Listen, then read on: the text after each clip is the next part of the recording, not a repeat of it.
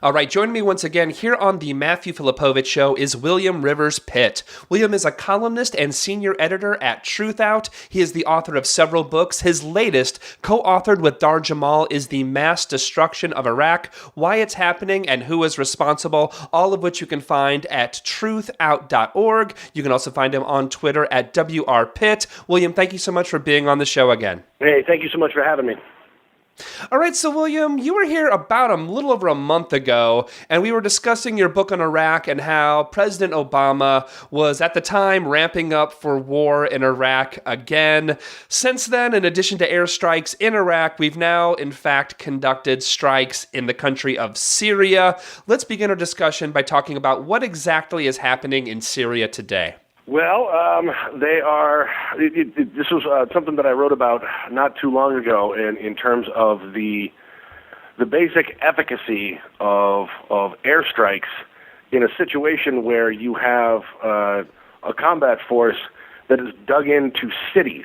Now, this is the same. This group ISIS owns the city of Mosul in northern Iraq. They also are invested into several cities and metropolitan areas in Syria. So what you wind up with is the same. It's the same situation in two countries. Unless you are going to go Dresden and raze a city to the ground and commit one of the great war crimes of the 21st century, you're not going to accomplish much more than a very expensive pyrotechnic show. We've already spent $2 billion on these airstrikes over there. We're looking to, have that expand by orders of magnitude in terms of expense. So what we are talking about is this group that we are, making all of these belligerent bellicose noises about getting rid of. What we're essentially doing is collapsing them back into their the cities that they control, where they cannot be got to without severe and catastrophic civilian casualties.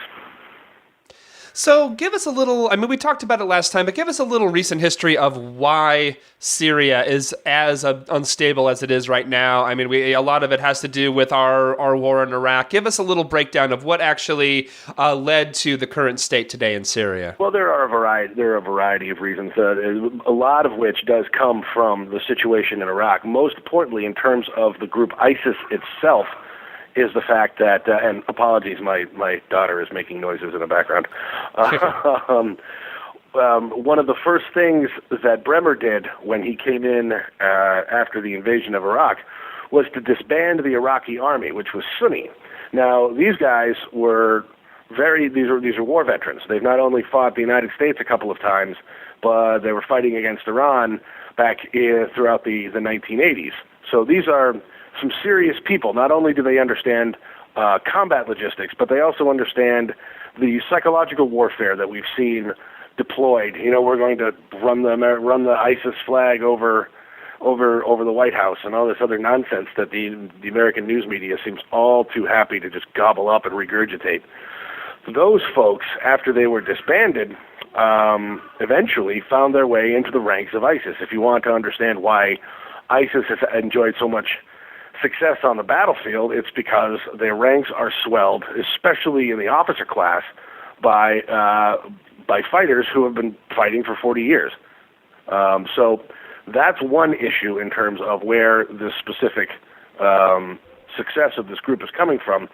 The other problem with Syria specifically is that after the invasion of Iraq and the subsequent interminable house-to-house urban warfare that we were engaging, millions of people, particularly Sunnis, fled Iraq for Syria, because for the longest time, Syria's operating ethos was, if you are Muslim, you can come here and we will get you housing and get you assistance until such time as you are able to get yourself a job and get yourself on your feet. That system was first tested, then utterly subsumed by the millions and millions of people that flooded into Syria, escaping the violence in Iraq caused by the American war. It shredded the social fabric of Syria. I mean, in 2007, there were food riots in Syria, and that's something that had never happened before.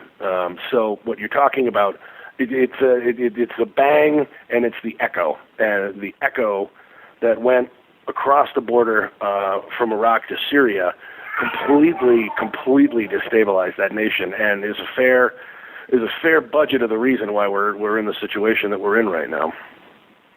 I'm talking again to William Rivers Pitt, journalist and author. You can find his work at truthout.org and on Twitter at WRPitt.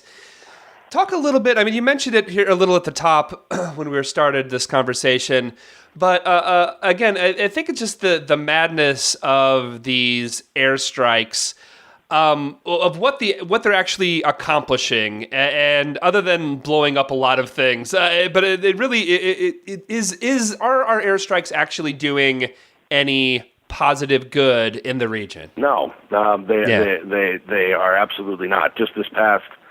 I wrote an article about this. Just this past Tuesday, there was the front page of the New York Times was the top banner announcement: U.S. Launches airstrikes into Syria. The next headline down was airstrikes in Iraq ineffective against ISIS. So it was the brain cramp of the day. We're dealing with a situation, as I said earlier. It's a one-word answer: Mosul. Yeah. We're dealing with a situation where people are dug into a city. Airstrikes aren't going to get it done. All the rest of it is a bunch of happy talk from people trying to win an election in 38 days from now. The First Infantry Division headquarters, the Big Red One, is moving to Iraq. That I saw in the headlines over the weekend, and again this morning. The Big Red One is their headquarters are going to Iraq. So if you or anyone who, I love the people who support the airstrikes. It's my president and I'm supporting the airstrikes. You're supporting nothing because it's accomplishing nothing, and you are getting ready to lay the groundwork for ground troops. Now, it's possible that we could put together some international coalition, although everyone seems very reticent to do this, to send actual ground troops in. The Peshmerga don't appear to be the fighting force that we thought they were. The Iraqi army drops their rifles and runs at the first whiff of cordite, and we have told the Iranians that they are flatly not invited. Right. So it doesn't seem like you can, if three guesses and the first two don't count, whose uniforms are going to be going door to door in Mosul to root these guys out if we decide to go in that particular direction.